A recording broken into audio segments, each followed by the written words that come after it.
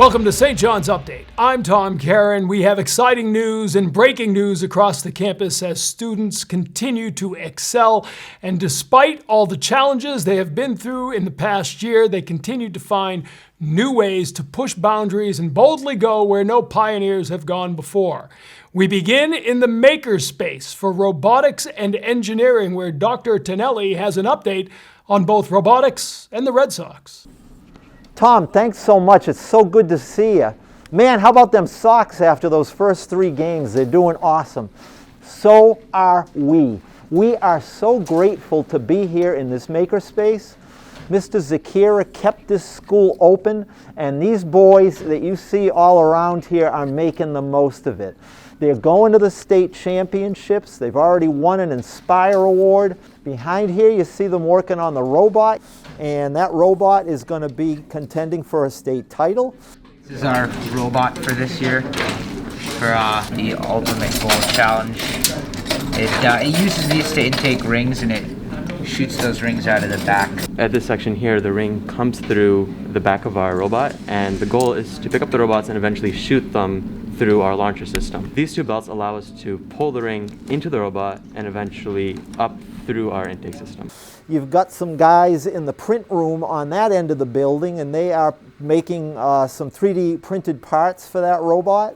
It's a 3D printer, so I'm pretty sure you've heard of it. It basically takes a file that you've designed on your computer, and when you design something on the computer, you can actually turn it into a physical thing by using the 3D printer.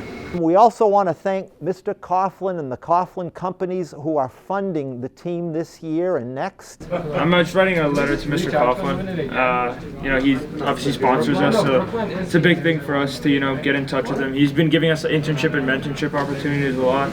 These boys are making the most of it, and they're making St. John's proud. And so, Tom, thank you for checking in on us, and back to you. Thank you, Dr. Tonelli, and reports that the students are now working on creating a left-handed robot that can throw 100 miles an hour with a nasty curveball have not yet been confirmed. We go now to Chuck Abdella, a mainstay here on campus, as everyone knows, not only a wonderful author, but the head of Model UN, where campus leaders learn to be global leaders. And it's never been tougher to be a global leader than in the middle of a pandemic. Chuck? Thanks, Tom. I'm Chuck Abdella, and I've run the Model UN here at St. John's for 23 years. But we have never had a year like this one. Ordinarily, our year has a conference here at St. John's in October where 400 kids come to do Model UN for us. We then go over to Brown University in Rhode Island for 3 days. And of course, we very famously fly to Chicago through horrific snowstorms to go to the University of Chicago's conference in February. Due to COVID, none of that happened this year. So you might ask yourself, did the St. John's Model UN kids give up? Did they assume this was a problem for which there was no resolution? You know better than that, Tom. Our guys are made of grit, our guys are made of grace, and the Model UN guys crushed it. Even though we couldn't have people here on campus, they put together a virtual conference for October. It was one of the first times a high school had ever done it, and we were building the plane as we were flying it. Then, even though we couldn't go down to Providence or to Chicago, we still found ways to keep the brotherhood together, to keep the skills sharp. The Model UN kids attended both BC High and SJ Preps conferences virtually, and then the guys said, let's have more.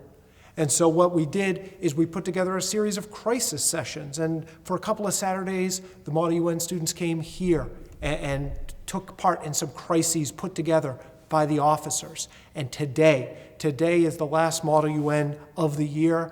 And Tom, you'd be so proud because the officers of Model UN hit it out of the park like they were J.D. Martinez.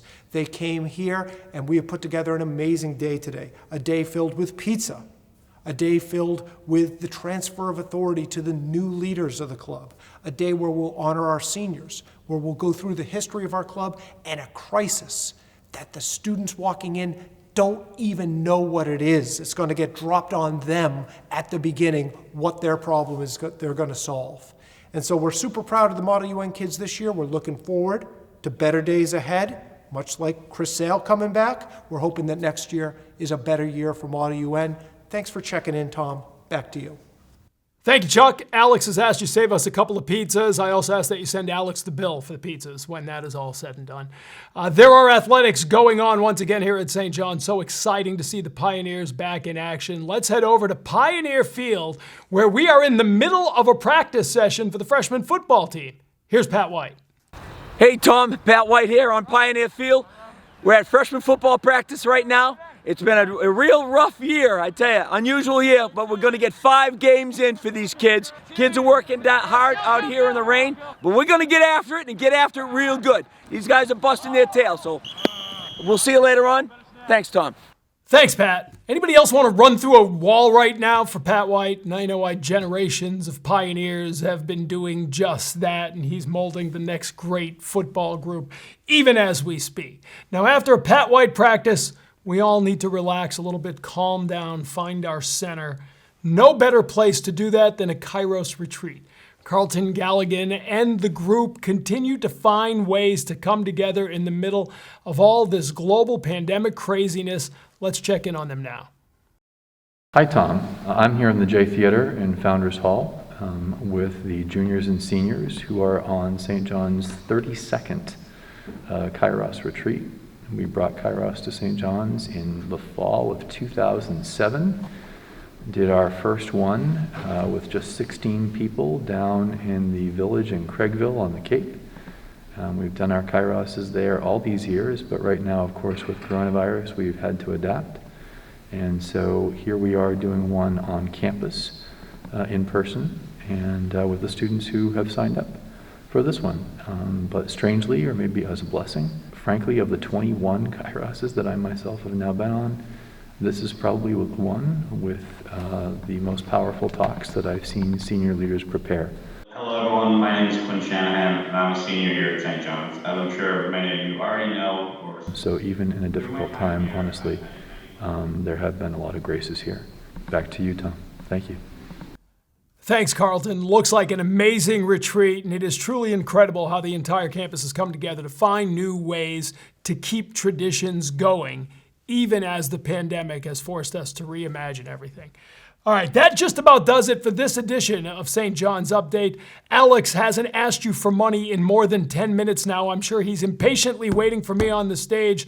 So for all of us here on the St. John's Update staff, I'm Tom Caron. We'll see you again in a moment.